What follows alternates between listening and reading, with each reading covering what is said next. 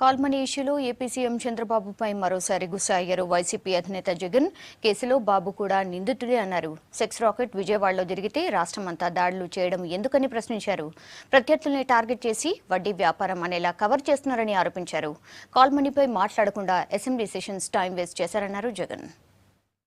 అసెంబ్లీలో గట్టిగా వీళ్ళను నిలదీసే కార్యక్రమం చేస్తే, అడ్జర్న్మెంట్ మోషన్ ఇస్తే ఏ రకంగా వీళ్ళు దీన్ని ఒక తప్పుదోవ పట్టించే కార్యక్రమంలో ఎలా తీసుకొని పోయారు, ఈ సభను ఎలా దుర్వినియోగం చేశారన్నది ఒకసారి గమనిస్తే, మొట్టమొదటి రోజు ఈ కార్యక్రమాన్ని మేము చేసేటప్పుడు అడ్జర్న్మెంట్ మోషన్ ఇచ్చి చేసేటప్పుడు దానికి బిల్డప్గా కరెక్ట్గా 2-3 రోజుల కిందటి నుంచి రాష్ట్ర వ్యాప్త దాడులు చేశారు. జరిగింది విజయవాడలో, జరిగింది సెక్స్ ర్యాకెట్. ఇన్వాల్వ్ అయ్యి ఉండేవాళ్ళు ముఖ్యమంత్రి ఆశీస్సులతో ఎమ్మెల్యేలు ఎమ్మెల్సీలు ఇన్వాల్వ్ అయి ఉన్నారు, పోలీసు అధికారులు ఇన్వాల్వ్ ఉన్నారు.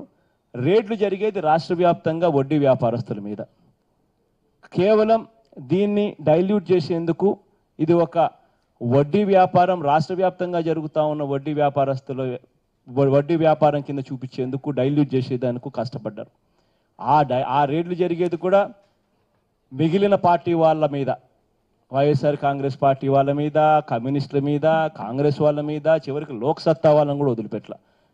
వాళ్ళను మాత్రమే పిన్ పాయింట్ చేసి వాళ్ళ మీద మాత్రమే రేట్లు చేసి ఇదేదో సాదా సీదా వ్యాపారం, దీంట్లో అందరూ ఉన్నారు, ఇదేదో రాష్ట్ర వ్యాప్త కార్యక్రమం అని చెప్పి సెక్స్ రాకెట్లో ఉన్న విజయవాడలో ఉన్న నిందితులను, ఎమ్మెల్యేలను, సాక్షాత్తు ముఖ్యమంత్రి గారే దీంట్లో ముద్దాయిగా ఉన్న పరిస్థితుల్లో తప్పించుకునేందుకు చిత్రీకరణ.